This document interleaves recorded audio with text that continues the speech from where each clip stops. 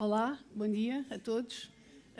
Obrigada por este convite, a quem me convidou, e obrigada a vocês por terem vindo. Pronto, eu sou artista plástica, sou escultora. O meu trabalho é bastante amplo. Trabalho num campo bastante expandido da escultura, quer em termos de os temas que me interessam, quer em termos da escala com que trabalho, quer em termos da forma depois que as minhas esculturas e os meus projetos têm. Posso-vos dizer que a escultura mais pequenina que já fiz é esta que eu trago ao peito. Depois posso falar sobre ela, mas não vou começar por falar sobre ela, que diz Processa-me. Se calhar as pessoas do Porto depois vão entender melhor o que é que isto quer dizer. E depois faço também projetos de intervenção no espaço público que têm, de facto, uma escala grande, sendo talvez a peça maior que eu fiz do tamanho de um campo de futebol, que é uma escultura que é um jardim.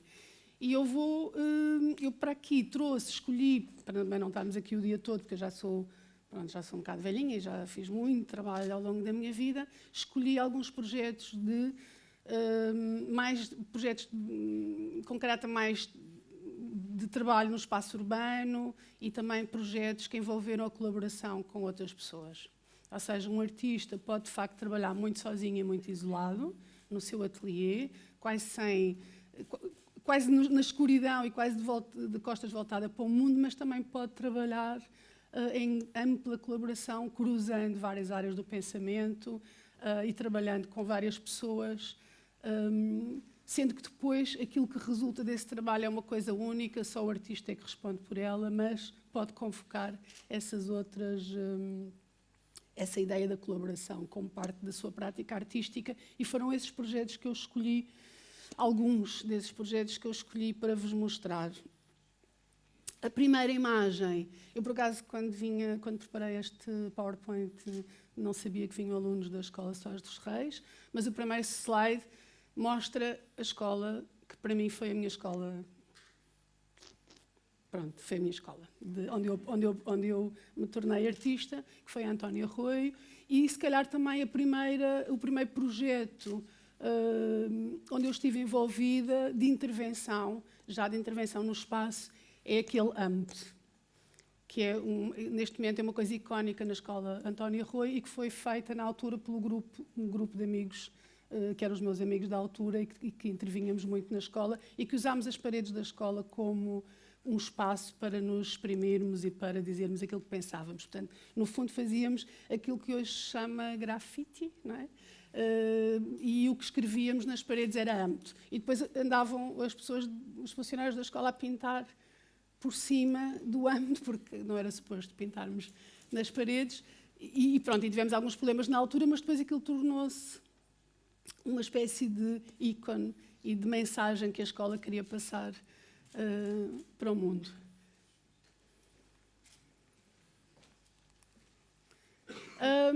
Se calhar algumas pessoas conhecem esta girafa, que está no espaço da Expo 98, pelo menos quem vive em Lisboa.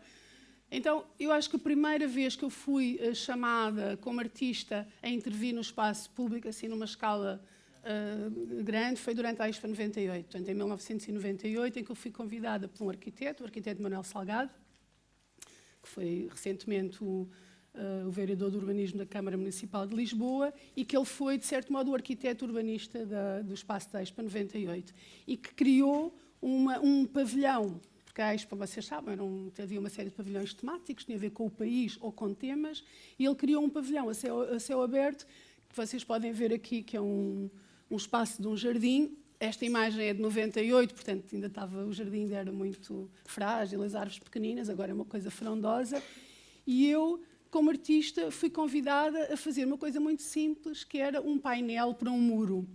Vocês agora aqui nem veem, mas pronto, havia aqui um muro, que era uma espécie de porta de entrada para o jardim, e o arquiteto convidou-me para fazer uma coisa que parecia bastante normal, que é ter um artista a criar uma superfície bonita para cobrir aquele muro, para não ficar assim um muro em betão.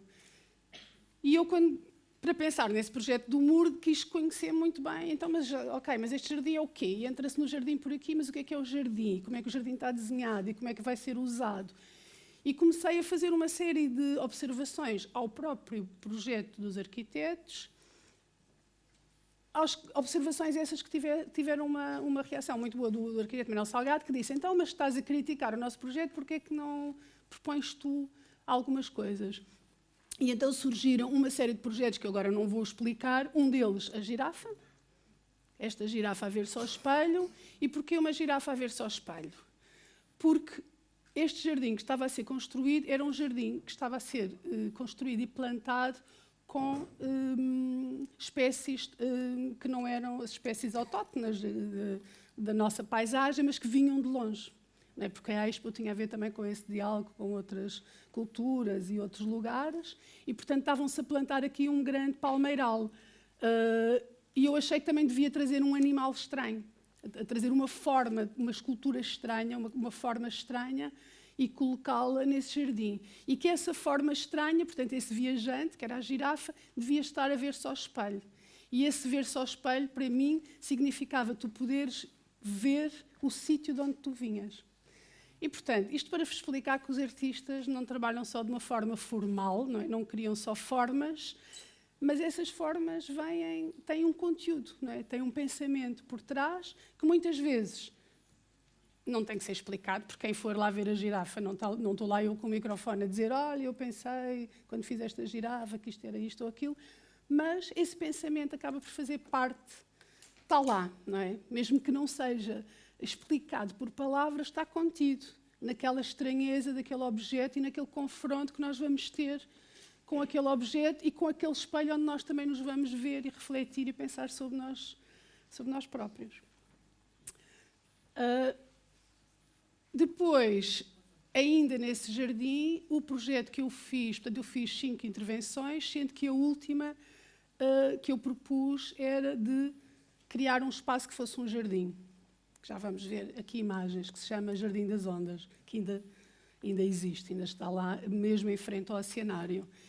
E qual é que foi também a minha ideia? Como escultor, o que é que eu podia trazer para o espaço público? Podia trazer um espaço muito livre, onde as pessoas pudessem usar o espaço de uma forma muito livre e não muito condicionada como era a forma como a Expo também estava desenhada, porque tinha muitos caminhos, tinha zonas para se fazer uma coisa, zonas para se fazer outra, e eu queria um espaço de liberdade onde as pessoas pudessem inventar aquilo que queriam fazer.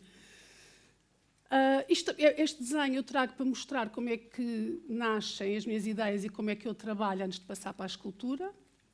Eu trabalho muito a partir de textos, não é? De ler textos que me inspiram, seja de filosofia, seja de poesia, seja coisas mais teóricas. Vou muito à história da arte, vou para a frente, vou para trás, portanto uso muito material. Antes de começar uma escultura, uso muito material que tem a ver com texto. E depois começo a misturar texto e desenhos como se os desenhos também fossem uma espécie de texto. Não é? Os desenhos são um registro de ideias. E aqui quais eram as ideias? Eram as ideias de liberdade, movimento, das pessoas poderem usar o tal jardim e fazerem correr, saltar, criar formas no jardim que acolhessem o corpo. E pronto. E agora percebem o que é que resultou dessa ideia, desse desejo de liberdade. Claro que, para além desse desejo de liberdade, há um lado formal que vocês conseguem identificar aqui e que sugere o movimento da água. Não é? Isto chama-se Jardim das Ondas e todo o desenho do jardim se inspira no movimento das ondas. Não é? Como é que se pode fixar o movimento? Não é? Porque uma escultura, e neste caso este jardim, é fixa, não é? Mas as formas podem simular e podem nos fazer sentir vontade de nos movimentarmos de uma determinada maneira.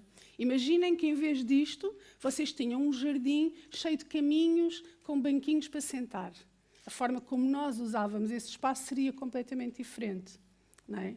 E eu, como artista, o que é que eu tento? Tento trazer com a arte possibilidades de oferecer experiências às pessoas, experiências físicas, experiências emocionais, que sejam diferentes daquelas que normalmente nós temos e que sejam o menos condicionadas possíveis. Ou seja, sendo o espaço público um espaço de controle, porque as pessoas têm que, não é? Os carros andam na estrada, as pessoas andam no passeio, quer dizer, tem que haver uma negociação permanente e um controle. Eu gostaria que houvessem momentos no espaço público de grande descompressão. Antigamente tínhamos as praças, não é? Em cada aldeia, em cada cidade, as praças tinham essa função de serem espaços de encontro e onde as pessoas poderiam movimentar mais livremente. Hoje em dia, nas grandes cidades, cada vez temos menos, não é? E, portanto, este jardim nasce também como uma posição política minha, não é? Relativamente ao mundo, de que devem existir espaços públicos abertos a todos e onde se proporcionem experiências de grande liberdade. Está mal? Não. E pronto, mostro-vos algumas imagens. Isto são imagens de 1998. Para além deste enorme relevado modelado, existe depois uns pequenos maciços de árvores para criar sombra e aquilo que eram umas pequenas árvores, hoje são colossos, são enormes árvores, portanto, que criam uma enorme sombra. E que também nos diz que um jardim é uma escultura que está em constante construção. Nós também estamos habituados a que uma escultura, não é? Foi feita, está ali, e depois tem um processo de algum envelhecimento, mas que não se altera, não é? Usar esta matéria vegetal como matéria de construção de uma escultura é muito interessante, porque eu sei que é uma escultura que está em constante alteração, não é? Em constante, sobretudo no que diz respeito às árvores. Alguém conhece este jardim? Conhece? E gostam? Eu, por acaso, não trouxe, mas eu estive no jardim agora há pouco tempo, a fazer também uma visita guiada ao jardim, e vi, de repente, aparecer um grupo de rapazes com um carrinho de supermercado, atravessarem o jardim e, de repente, começarem a fazer uma série de saltos que têm a ver com parkour, sabem o que é? Aqueles exercícios incríveis. E fui ter com eles e pronto, perguntaram se eles costumavam ir para o jardim, e eles disseram: é o melhor sítio em Lisboa para se treinar o parkour.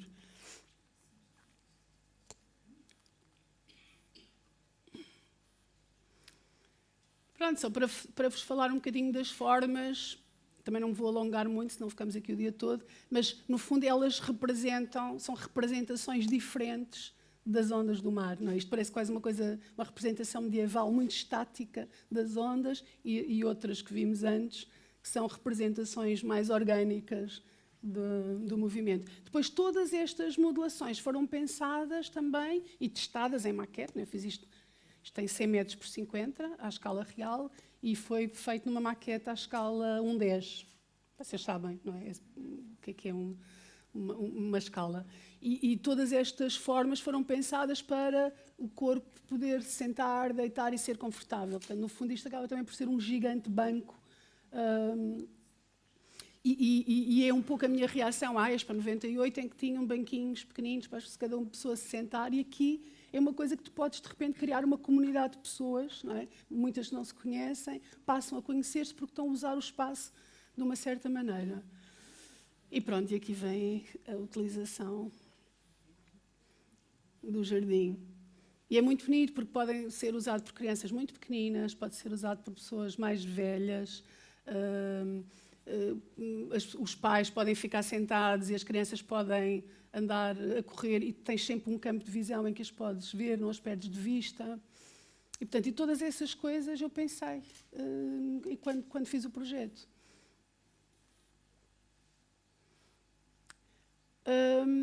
Isto é portanto, passámos esse primeiro projeto de espaço público.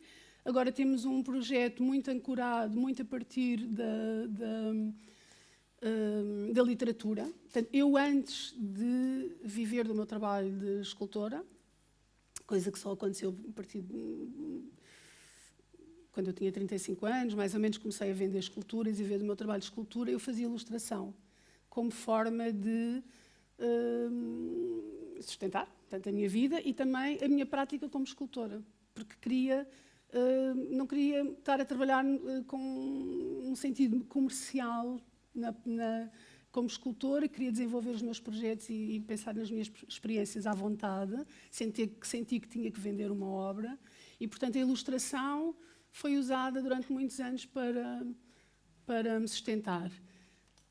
E, portanto, tinha um domínio relativamente bom do desenho e das aguarelas e ilustrei muitos livros, ilustrei muitos artigos de jornais, não só para crianças como para adultos. Este projeto específico chama-se Das Histórias Nascem Histórias e nasceu de um desafio do Instituto do Livro e da Leitura, em 2003, que criam um projeto que fosse levado às bibliotecas do país e que incentivassem as crianças à leitura.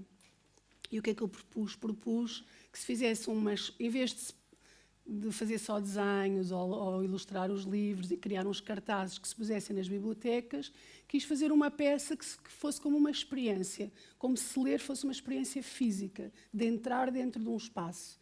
Porque, para mim, ler é um bocado isso, é entrar dentro de um espaço.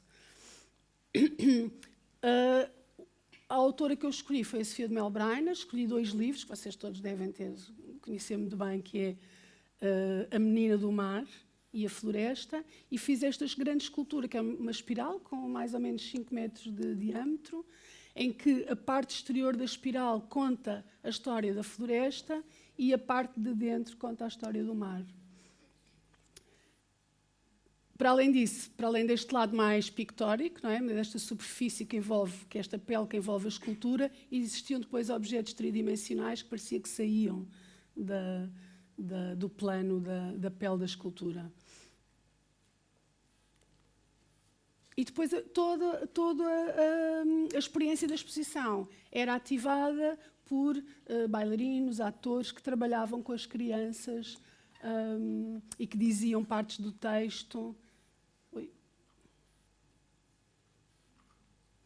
E eu retirei dos livros da Sofia de Mel Brainer, portanto, houve um trabalho muito depurado de eleger certas frases que ficavam a flutuar na peça e que, a partir da leitura de meia dúzia de frases, tu conseguias apreender um bocadinho o espírito do livro. E pronto, e havia muitos momentos. Havia um momento dentro também da própria escultura em que uma atriz lia uma história e havia momentos em também que as crianças escreviam e reagiam.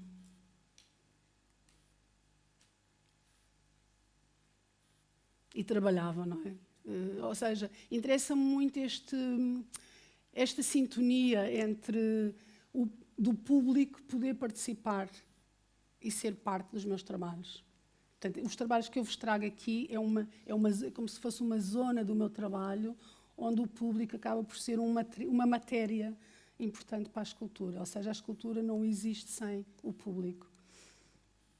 E, portanto, também é uma escultura sempre diferente, depende de quem a utiliza, não é? Cada vez que é utilizada, ela é diferente, cria uma experiência diferente.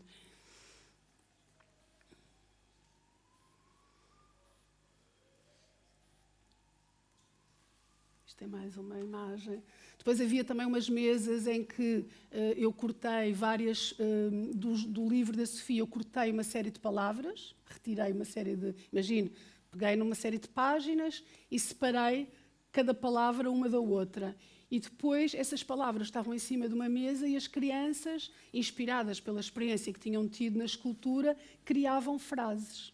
E cheguei à conclusão que um bom texto, mesmo todo cortado aos bocados, contém sempre uma matéria incrível, ou seja, as palavras são uma matéria tão boa que mesmo remisturadas dão sempre uma bela frase.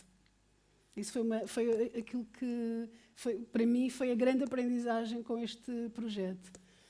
Não sei, Isabel, que é escritora, não sei se estou a dizer alguma asneira.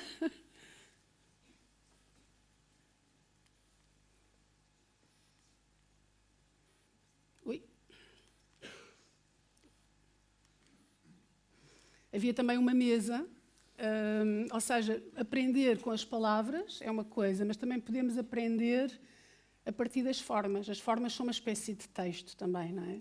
Que se organiza de uma forma diferente, mas que nos transmite emoções, e as emoções são tão importantes como um pensamento estruturado, organizado. É uma linguagem também, não é?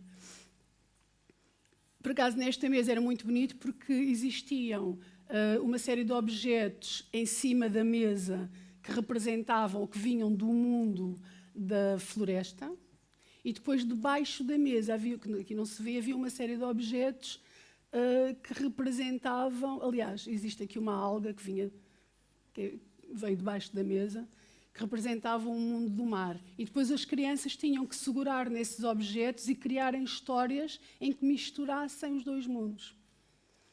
E, portanto, elas próprias também não só eram observadores e leitores, mas eles eram também, acabavam por ser escritores, que acabavam por construir eles próprios também uma história. Esta peça foi mostrada no CCB, este projeto, e depois circulou também por bibliotecas no país. Aliás, há alguém aqui que me disse que tinha visto esta peça em Santa Maria da Feira. Não sei se está cá, se calhar não. Pronto, e agora vou mostrar-vos uma peça que foi feita em 2005 e que está neste momento a ser reativada. Chama-se Caixa para Guardar o Vazio. Foi feita em 2005 em colaboração com uma coreógrafa. Portanto, é um trabalho também de colaboração com outro artista, não é? De outra área.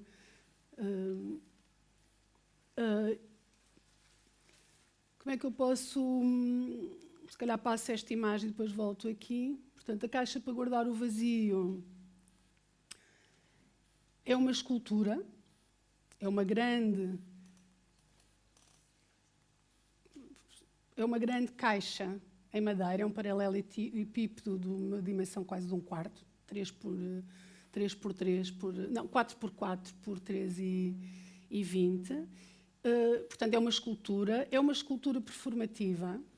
Portanto, ela, para existir e para ser ativada, precisa de 2 bailarinos. E tem uma forte componente pedagógica. O que é que isso quer dizer? Que ela foi feita para ser trabalhada com grupos de crianças. Foi pensada para grupos de crianças da primária, entre os 6 e os 14 anos, mas o que é facto é que foi uma escultura que já foi experienciada por várias pessoas de várias idades. De onde é que nasceu a ideia de fazer esta escultura? Nasceu de um convite de um serviço educativo do Teatro Viriato, em Viseu, que tinham necessidade de ter uma relação próxima com a comunidade. E nem sempre as comunidades, quanto menos cultura têm, mais dificuldade têm em se relacionar com projetos da área cultural. E o Teatro Viriato pensou que, através das crianças da comunidade, essas próprias crianças podiam aproximar-se do teatro e trazer também os pais. E desafiaram para fazer um projeto para crianças e que esse projeto tinha toda a liberdade. Portanto, eu depois de ter ficado nas mãos com essa coisa assustadora que é ter liberdade total para fazer uma coisa, não é? Vocês que são criadores sabem isso, pus-me a pensar onde é que eu posso ajudar, o que é que falta, já há tanta gente a trabalhar na educação, eu não percebo nada de educação, sou artista, não sou pedagoga, mas o que é que falta? E o que é que eu senti? Senti que havia pouca consciência sobre espaço nas escolas. Portanto, os miúdos já sabiam escrever um texto, ter atenção aos erros ortográficos, mas no que diz respeito, por exemplo, à imagem e ao espaço, havia muito pouca informação. Eu, nessa altura, eu vivia no Palácio Fronteira, na Quinta, e estava a trabalhar num projeto também com umas professoras, um projeto que era financiado pelo Ministério do Ambiente na altura, em que as escolas iam ao Palácio Fronteira visitar os jardins do Palácio e as crianças aprendiam coisas que tinham a ver com o ambiente. E eu tive muitos problemas com essas professoras, sobretudo na forma como elas punham os miúdos a trabalhar. Ou seja, os miúdos estavam na escola, onde já estão, normalmente sentados numa mesa com uma folha A4 acima ou com um caderno. E depois chegavam ao jardim e davam-lhes outra vez uma folha A4 para eles desenharem e escreverem e porem cruzinhas dentro de quadradinhos. E tive uma grande discussão com elas no dia em que elas me apresentam uma folha A4, dentro dessa folha A4 não sei quantas perguntas e um retângulo de 7 centímetros por 3 para as crianças desenharem uma araucária. Não sei se vocês sabem o que é uma araucária. É uma árvore gigante que existia no Palácio Fronteira. E eu atirei com os papéis ao chão e disse: mas como é que vocês querem que uma criança desenhe uma araucária num espaço de 7 por 3? Olha, desenhem vocês. E pronto, e nessa altura eu disse: eu tenho que pensar em fazer qualquer coisa que fale sobre a necessidade de termos espaço livre. Quer dizer, de podermos desenhar na nossa escola. Se temos que fazer um desenho, se calhar temos que pôr um papel de cenário no chão. Se calhar temos que mudar as carteiras e fazer um círculo. Pronto. E pensando nisso, desenvolvi esta caixa para guardar o vazio, que é uma caixa que agora vou voltar para trás, cujo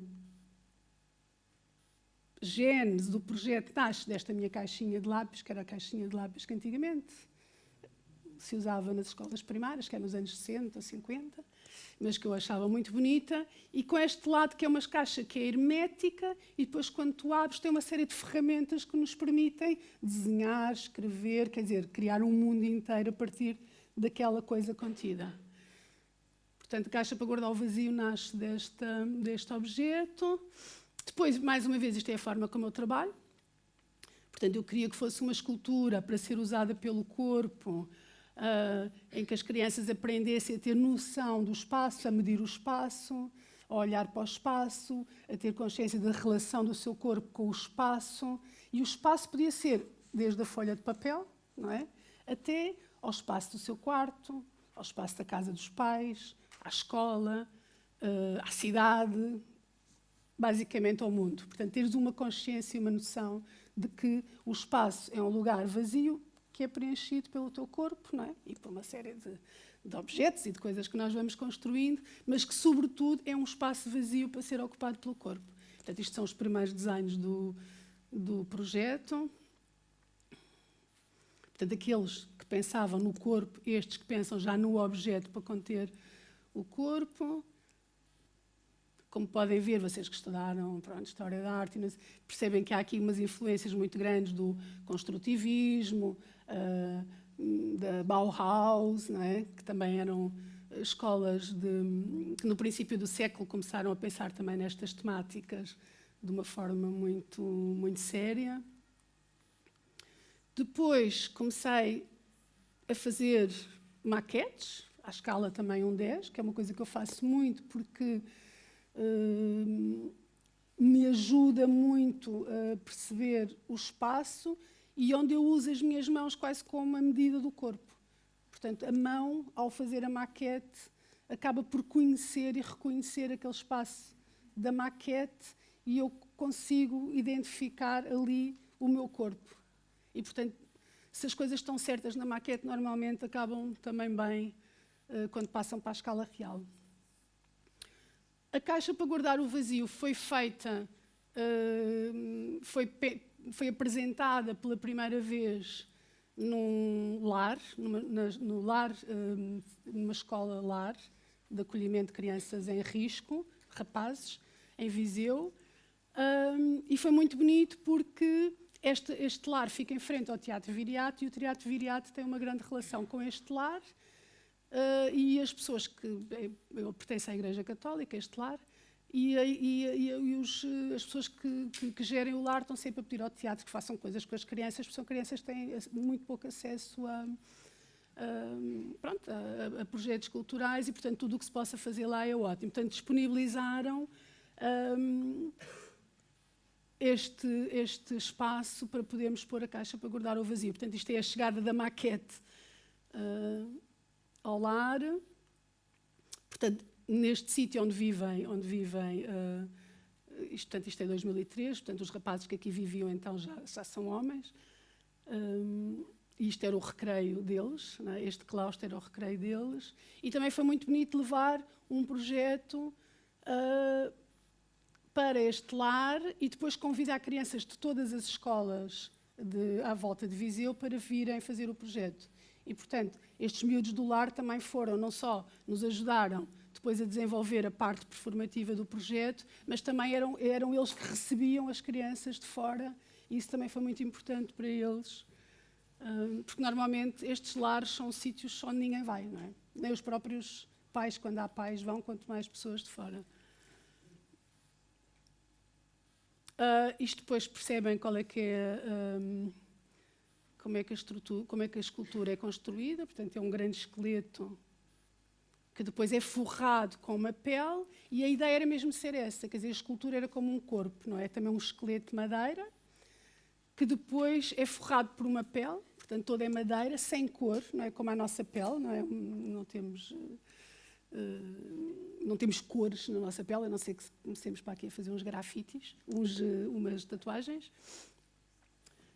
E que fosse um material natural, portanto a madeira, que pudesse ser lixada e que pudesse ser cheirada e que pudesse ser sentida. Ou seja, é uma escultura que apela ao tato, não é? A aprenderes a partir dos sentidos e a partir do tato, do cheiro.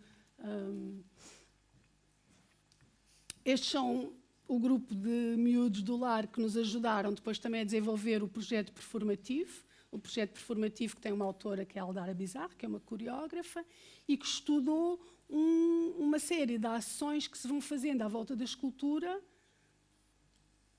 em que as crianças vão descobrir esta escultura e onde nunca é usado, nunca lhes é dito para fazer nada. Portanto, nunca é usada a palavra, é sempre usado o corpo do bailarino para indicar às crianças aquilo que elas têm que fazer.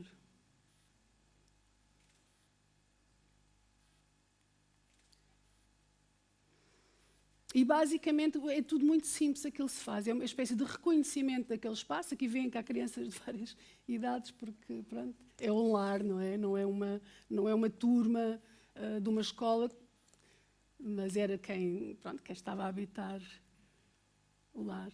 Isto já são imagens de há poucos meses, porque esta escultura foi mostrada pela primeira vez neste lar em 2005, depois circulou por vários espaços em Portugal, vários museus, bibliotecas, teatros.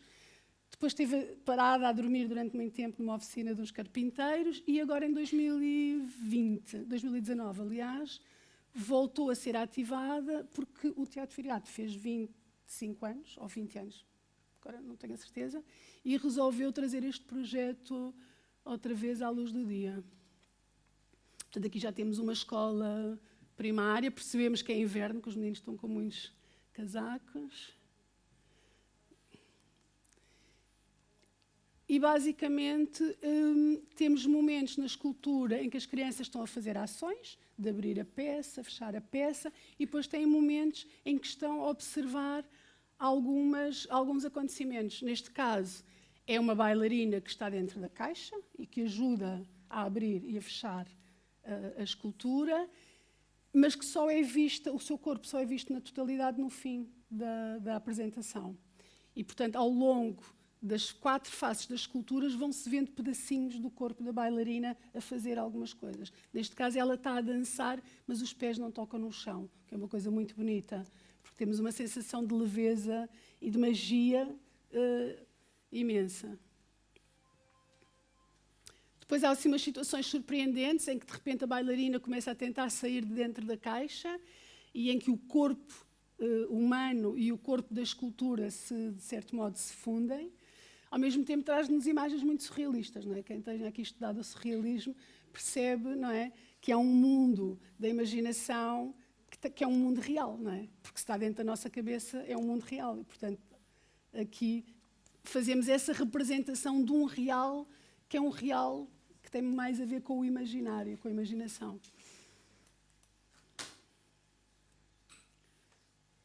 E esta relação do nosso corpo com pedaços de outro corpo é muito intensa.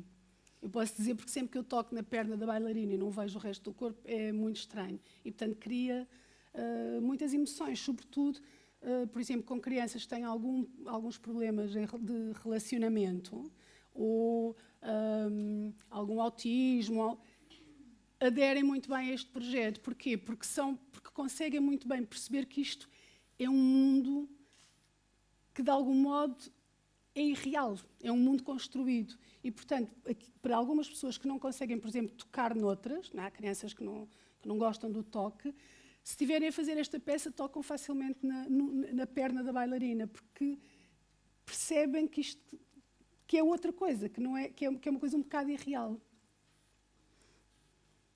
Portanto, esta escultura, tão simples, acaba por tocar em imensos assuntos.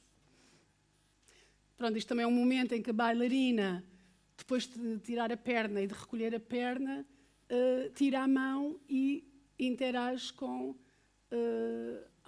algumas das crianças, que ela escolhe sem ver, porque as crianças estão sentadas em frente à escultura, e ela escolhe e as crianças aproximam-se e são tocadas pelo braço sem corpo.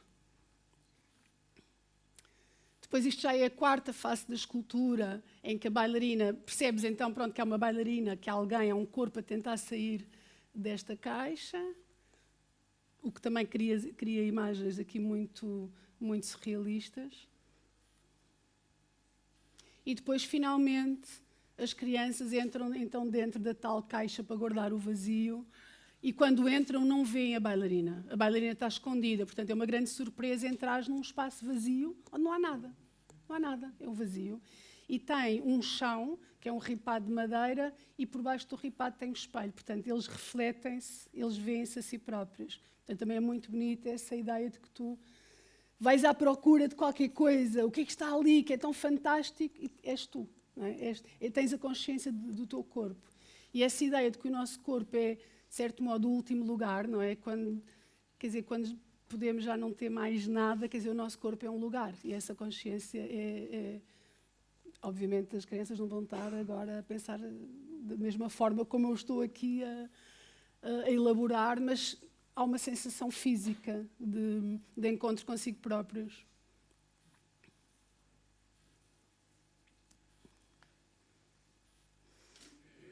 E pronto, e aqui temos a bailarina. Eles, pela primeira vez, a bailarina depois desce lá de cima da sua casinha e aparece, e para eles é uma espécie de fada, não é? Porque é alguém que eles foram vendo aos bocadinhos, não é? E de repente está ali inteira. E depois o que acontece é que a bailarina faz uma dança também dentro desta pequena cabine, que é uma cabine que está dentro da caixa. Ups. E as crianças estão livremente dentro da caixa e ficam presas a um trabalho de dança muito abstrato. E depois há um momento em que, isto é de 2005, são as crianças do lar, há um momento em que depois há uma total liberdade, eles ficam dentro do espaço e a bailarina, por acaso, até vai passando por cima deles e vai descarregando o seu corpo sobre o corpo das crianças. E mais uma vez, para crianças com algumas incapacidades, isto torna-se um momento da experiência muito, muito bonita. Depois os bailarinos saem da caixa, portanto vocês agora lembram-se como é que a caixa era, que era uma coisa hermética, fechada, e de repente ela abre-se. Os bailarinos vêm para o tapete, as crianças saem da caixa e depois há uma conversa completamente livre entre os bailarinos e as crianças em que falam das coisas que sentiram. E essa conversa não tem guião, é mesmo, depende dos grupos. Eu acabo, aliás, de vir de Barcelona, onde a caixa está ainda a ser apresentada, aliás, acaba hoje, no Mercado das Flores, que é um espaço de artes performativas em Barcelona fantástico. E onde recebemos muitos grupos de crianças. E é engraçado também perceber, quando a peça viaja para outros países, que a forma como as crianças e os adultos reagem é diferente. Ou seja, em Espanha, por exemplo, há uma cultura muito mais... eles aproximam-se mais, eles tocam mais, eles são mais ansiosos, querem usufruir daquilo tudo a que têm direito, enquanto em Portugal há mais delicadeza, há mais distância, há mais silêncio. Isso é bonito também perceber que é quase um barómetro, não é? Da temperatura dos sítios, não é? Por onde a peça passa. Depois há um último momento, enquanto já estão todos no tapete, o bailarino pede ajuda a uma das crianças para fechar a caixa. E quando fecha a caixa, toda a criança fica lá dentro. E também é um momento muito especial para essa criança que fica sozinha dentro da caixa e para o grupo que nem sempre percebe que ficou lá um elemento. Normalmente sim, normalmente eles são muito atentos e começam todos a ficar muito inquietos, porque normalmente não se fala, portanto fica tudo assim a apontar os dedos e pronto, e depois o bailarino vai buscar a criança. E pronto, esta é a peça, a escultura. Portanto, perceberam, é uma escultura pode ser mais do que uma forma. Pode ser um acontecimento, pode ser feito por mais do que uma pessoa. O artista pode colaborar com outras pessoas, neste caso, uma coreógrafa, bailarinos, os serviços educativos, as pessoas da comunidade, como no caso do lar. E depois, meter este projeto todo a circular envolve trabalhar em rede, trabalhar com os vários teatros, trabalhar com as várias instituições. E, portanto, é um trabalho muito político. É um trabalho do artista ser muito comprometido com a sociedade e querer fazer projetos e criar experiências que possam fazer crescer de uma forma muito livre e fazer aprender de uma forma muito livre temas muito simples, que têm a ver com a nossa vida, como é que podemos nós também ter uma voz sobre o espaço da nossa casa, o espaço da nossa cidade, como é que podemos, como cidadãos, estar implicados nisso tudo. E os artistas, que muitas vezes são vistos como pessoas que estão ali desligados da realidade, são efetivamente agentes muito importantes em cozer uma série de coisas. Eu acho que vos trago um último projeto, só para mostrar, porque já não vou falar muito sobre ele, que se chama Concrete Poem, ou Poema Concreto, como quiser, que foi feito também para um parque público, em Vila Nova da Barquinha, onde foram convidados vários artistas a criar esculturas para esse parque. Eu fiz esta do Poema Concreto, é uma peça em betão. Isto é a maquete da peça, portanto é também a construção de um espaço, não tem paredes, não é? São só estes elementos, mas que acabam por construir um espaço, também uma espécie de ágora, né? Uma espécie de praça, com uma espécie de espaços múltiplos, né? Onde podem acontecer muitas coisas. É uma escultura em betão branco, que também parece estar a levitar. No meu trabalho há sempre esse desejo de leveza, não é? De procurar, mesmo trabalhando com materiais muito pesados como é o betão, que pesam toneladas, criar uma ideia de leveza, um bocadinho contra o peso do mundo, não é? Muito inspirada no Italo Calvino. Portanto, isso está sempre presente nos meus trabalhos. A própria caixa, para guardar o vazio, ela não toca no chão. Não sei se repararam, ela tem um espacinho de 3 ou 4 centímetros e há uma ideia de levitação. E pronto, mais uma vez, é também um espaço de playground muito livre. Ou seja, o que é que eu penso? Que se calhar uma criança para brincar num jardim não tem que fazer sempre as mesmas coisas. Ir para o baloiço, ir para subir uma escadinha, não é? Porque é aquilo que parece que depois passamos a nossa vida toda a fazer, não é? A repetir coisas que nos ensinaram e que nós não pensamos pela nossa cabeça e não inventamos. Portanto, aqui podem inventar, podem subir, podem descer, podem dançar, podem caminhar, podem cruzar, podem se encontrar, podem cair porque é baixinho, não é muito... e caem para a relva.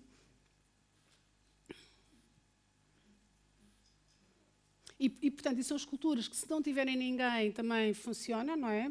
Podemos olhar para elas, são uma espécie de linhas de luz, Elas são vigas, grandes vigas de betão, sustentadas por pés de aço inox polido. Portanto, nos pés, o aço inox, como é polido, funciona como espelho, como superfície refletora, e reflete a relva. Portanto, é como se a relva entrasse por baixo dos pés da escultura, e, portanto, aqueles volumes brancos ficam mesmo a flutuar. Ali podem ver outras esculturas, atrás são da Joana Vasconcelos, são duas, como se fossem duas casas, dois espaços que se podem habitar.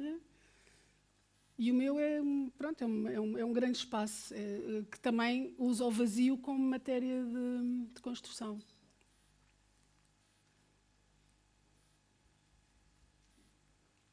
Acho que tenho a impressão que é a última, e agora tenho só um pequeno filme de 2 minutos da caixa para guardar o vazio, que vos ajuda a perceber um bocadinho a ação. Ai, desculpa. Sim.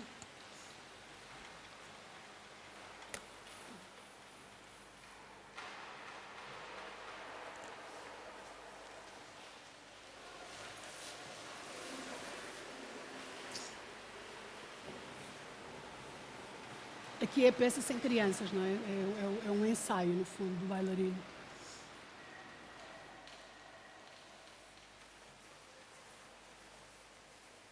Nós hoje começamos aqui uma aventura. É uma aventura porque é um novo ciclo dentro de uma aventura mais longa. Esta aventura mais longa começou há 4 anos com a ideia de trazer aqui, no vosso caso, jovens, noutros casos, crianças e jovens, ou só crianças, para fora do meio habitual, a escola, onde felizmente já há muitos encontros destes, ou alguns encontros destes, mas não em todas as escolas, se pudesse encontrar com gente diferente, que tinha coisas a mostrar e coisas a contar e coisas a dizer. E aqui era um terreno neutro, diferente. Vinham de muito longe, os do Porto atrasaram-se. Olá, Teresa. E começámos pelos escritores. E tivemos um primeiro ciclo de escritores. Coincide normalmente com os tempos escolares.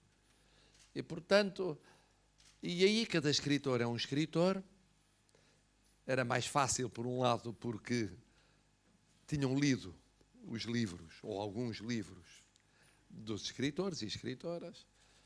Era mais fácil porque eles já tinham tido encontros com estudantes em várias escolas, mas cada caso foi um caso. Houve casos de grande sucesso e casos de grande insucesso.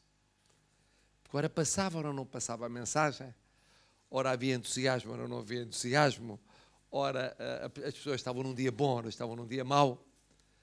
Há escritores que normalmente estão sempre num dia mau, há outros que estão normalmente sempre num dia bom, e depois há a grande maioria que é bom e mau.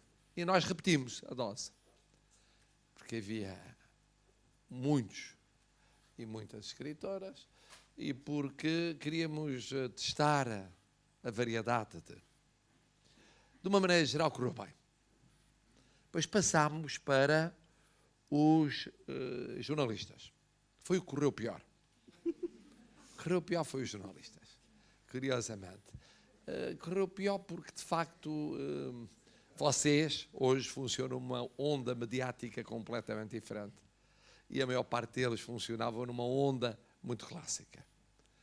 E, portanto, estavam à espera de serem reconhecidos como são de tantos anos para cima, e muitas vezes não eram, e passaram muito tempo a auto-justificarem-se porque é que eram importantes num mundo que realmente já não era bem exatamente o mundo que... Mas ainda assim o saldo foi francamente positivo. Terceiro passo, cientistas. Ciências duras, mas muito variadas. E aí foi uma surpresa. Correu muito melhor do que se pensava. Eles eram todos muito interessantes, muito divertidos, nada monótonos, nada amassadores.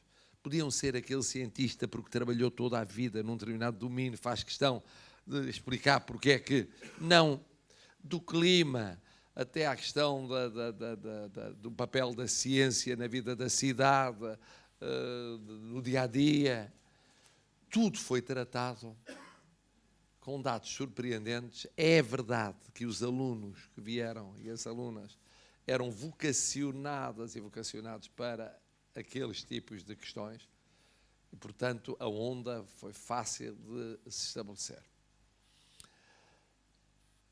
Depois foram desportistas. E aí o sucesso foi instantâneo, mas superficial. Quer dizer, no sentido, num primeiro momento houve a adesão a figuras que são figuras públicas, conhecidas e partilhadas. Em alguns casos houve a surpresa de descobrir as pessoas por trás dos desportistas. Nos cientistas era mais difícil, porque eles não se revelavam tanto. Nos escritores dependia. Havia os bisonhos que se fechavam, não se revelavam como pessoas. As pessoas saíam, vocês saíam do encontro sem saber bem quem era aquela pessoa que estava por trás de toda aquela obra. Noutros casos, não. Nos desportistas houve aqui casos muito, muito impressionantes, porque as pessoas eram muito melhores do que os desportistas. Sendo os desportistas muito bons, vieram de uma maneira geral campeões, sobretudo de modalidades não conhecidas, ou não as mais conhecidas, depois as vidas eram verdadeiramente espantosas. Aqui nós dávamos um salto no desconhecido. Estivemos a demorar. Porquê? Porque tinha que correr bem. Artistas plásticos, vamos simplificar assim. Outro tipo de criadores. Como é que havia de ser? E de facto foi bem pensado o esquema, no sentido de que eu acho que foram bem escolhidos os nomes e tivemos a sorte de começar com a Fernanda. Foi uma sorte ocasional, porque esteve para ser não a primeira, mas a segunda ou a terceira. Bom, mas sabem como é? Para acertar calendários, e tivemos uma grande sorte. A Fernanda já estava escolhida porque fazia uma simbiose, isto é, uma conjugação, de preocupações e de áreas de intervenção muito rica. Aliás, os nomes escolhidos não foram nomes que fossem apenas virados para uma área de intervenção. Era escultura, era pintura, era design, era outro tipo de intervenção, era fotografia, era gravura, era, sei lá. Ou era tudo ao mesmo tempo, ou era uma parte, ou era partes na vida. Isso já dá uma riqueza muito especial. Mas no caso da Fernanda, a preocupação, eu não sei, a Isabela é que sabe bem, é que trabalhou um bocadinho nisso, não sei se com a Helena também e tal. Bom, as duas, foi ser muito abrangente. Não era nem muito nova nem muito velha. Embora pareça muito mais nova do que é. Exatamente. Olhando para si, parece novíssima. Bom, mas olhando para o calendário, estava na 57. Boa idade. Bom, estava na boa idade. Segundo, tinha uma riqueza de intervenção. Tinha uma ideia de participação cívica, como aliás vos disse aqui. E tinha a fama de ser muito apaixonada naquilo que fazia.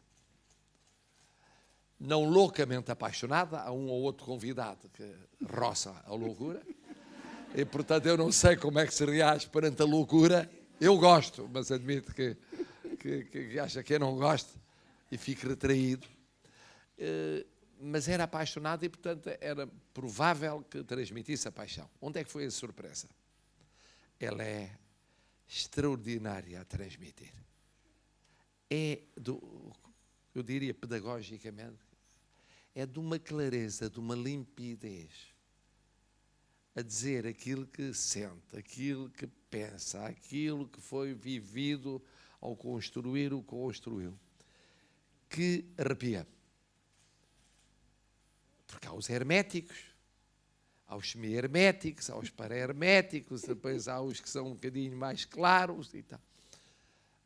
Fez lembrar, ela aliás a certa altura tem aquela componente muito interessante, a ilustração, ligada à literatura, faz lembrar a Sofia Belbrana, que era isso mesmo, era de uma claridade límpida.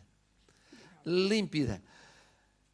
Era impressionante a simplicidade, e a simplicidade era a coisa mais complexa do mundo, mas era tão simples, tocava imediatamente. Eu acho que foi o mais impressionante desta apresentação. Depois teve sorte, porque está com especialistas. Sim.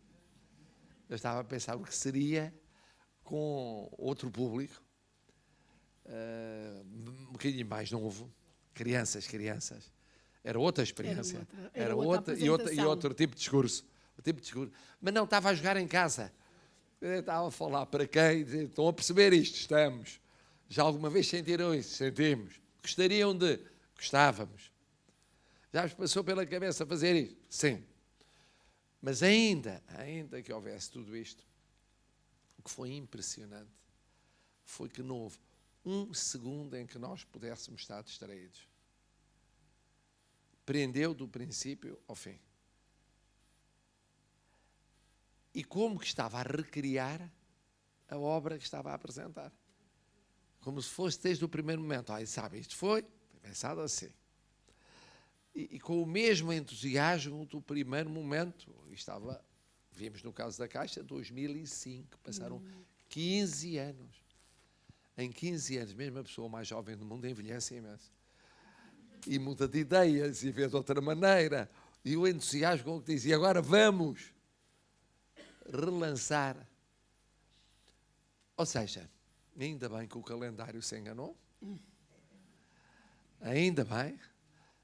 Não vos digo que era para ser, mas era outro filme completamente diferente. Tivemos sorte. E esta aposta, que era a mais arriscada, porque tenho para mim, os escritores que me perdoem, que de facto, e os cientistas, que aqui com este ciclo de criadores artísticos, sobretudo plásticos, a criatividade é muito mais diversificada, intensa e complexa. A dúvida era como é que vai ser.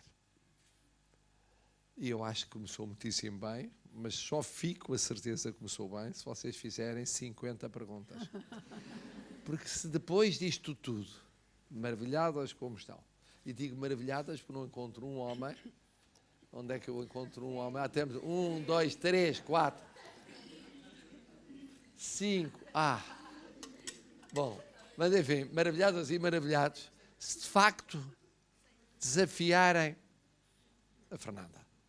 E agora vamos ouvi-los a desafiarem a Fernanda e ver como é que ela reage perante o desafio. Obrigada pelas palavras.